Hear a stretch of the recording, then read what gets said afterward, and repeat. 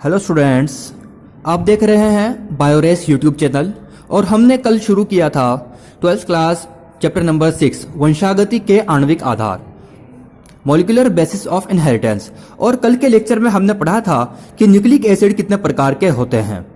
Nucleic acid आपको दो प्रकार के बताए गए थे, डीएनए एवं आरएनए। तो स्टूडेंट्स आज हमें पढ़ना है कि डीएनए जिसकी खोज किसने की थी और इसका द्विकुंडलित नमूना क्या होता है और डीएनए किन किन चीजों से मिलकर बना होता है, ये सब बातें आज हम पढ़ेंगे। तो स्टूडेंट्स मैं आपको बता दूं कि जो डीएनए होता है ये न्यूक्लियोटाइड्स का एक बहुलक होता है, यानी कि ये न्यूक्लियोटाइड की एक बहुत बड़ा पॉलीमर होता है जिसे हम डीएनए कहते हैं। किससे बना होता है? ये न्यूक्लियोटाइड्स से बना होता है। अब बात करते हैं डीएनए की खोज के बारे में।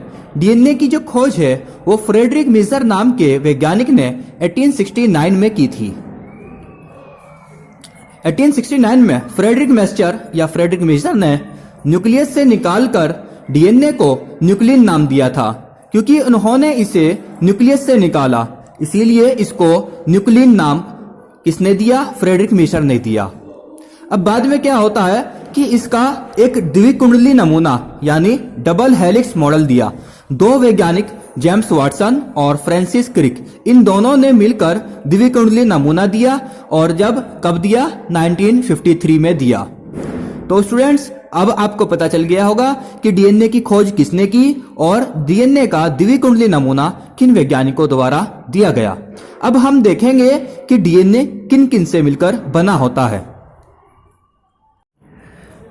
स्टूडेंट्स जैसे कि आपको बताया है कि डीएनए न्यूक्लियोटाइड्स की एक चेन होती है, यानी कि डीएनए क्या होता है? पॉली न्यूक्लियोटाइड होता है।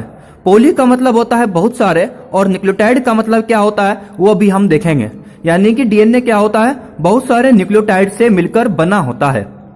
जैसे कि पॉली शब्द आपने इसमें पढ़ा है, पॉलीमर, पॉलीमर को बोलते हैं हम बहुलक। तो इसी तरह पॉली न्यूक्लियोटाइड, न्यूक्लियोटाइड कैसे? बहुत सारे। तो अब न्यूक्लियोटाइड क्या होता है ये हम पढ़ते हैं। न्यूक्लियोटाइड तीन चीजों से मिलकर बना होता है और वो तीन चीजें होती हैं B, S and P. B for होता है बेस, एस फॉर होता है शुगर और पी फॉर होता है फॉस्फेट ग्रुप या फॉस्फेट। तो बी एस पी ऐसे कर आप इसे याद रख सकते हैं। बेस कौन से होते हैं इसके अंदर? नाइट्रोजिनस बेस होते हैं। शुगर कौन सी होती है? Pentose sugar. और फॉस्फेट क्या होता है? Phosphate group. तो बेस, शुगर एंड फॉस्फेट कौन कौन से? Nitrogenous base, pentose sugar and phosphate group. इन तीन चीजें आपस में मिलकर न्यूक्लियोटाइड बनाती हैं और बहुत सारे न्यूक्लियोटाइड आपस में मिलकर पॉली न्यूक्लियोटाइड बना लेते हैं, यानी कि डीएनए बना लेते हैं। तो स्टूडेंट आपको ये समझ में आ गया होगा। अब बात करते हैं हम नाइट्रोजिनस बेस की। नाइट्रोजिनस बेस भी दो तरह के होते हैं, प्यूरिन एंड पिरिमिडीन। प्यूरिन क्या होता है? प्यूरिन भी दो तरह के पाए जाते हैं डीएनए के अंदर, एडेनिन एंड गुआनिन। पिरिमिडीन भी दो प्रकार के पाए जाते हैं, थायमिन एंड साइटोसिन। अब इसे याद रखने के लिए भी एक टेक्निक देख सकते हैं। अब इसके अंदर वाई, वाई और वाई, जिस भी वर्ड में वाई आ रहा है उन सबको आप एक साइड रख सकते हो। जैसे कि थायमिन में वाई आता है और साइटोसिन में भी वाई आता है सी के बाद में, और पिरिमिडीन में भी पी के बाद में वाई आता है। तो वाई वाले सारे एक साइड और बिना वाई वाले सारे एक साइड। तो ये छोटी सी एक ट्रिक बस ऐसे ही याद रखने के लिए, आपके लिए, आप स्टूडेंट्स की आसानी के लिए। तो कल के जो लेक्चर होगा उसमें हम डीएनए की स्ट्रक्चर पढ़ेंगे। आज हमने पढ़ा है कि डीएनए में की खोज किसने की है और डीएनए में क्या क्या उपस्थित होता है। कल के लेक्चर में डीएनए की स्ट्रक्चर और उसकी जो थ्योरी होती है वो। तो आज हमने पढ़ा डीएनए पॉलीन्यूक्लियोटाइड की चेन होता है, यानी कि पॉलीन्यूक्लियोटाइड होता है, यानी न्यूक्लियोटाइड से बना है। न्यूक्लियोटाइड तीन चीजों से मिलकर बना होता है ये, और nitrogenous base, pentose sugar and phosphate group. और नाइट्रोजिनस बेस में भी दो चीजें होती हैं, प्यूरिन एंड पिरिमिडीन। प्यूरिन में एडेनिन गुआनिन, ये दो चीजें होती हैं, और पिरिमिडीन क्या होता है? Thymine and cytosine.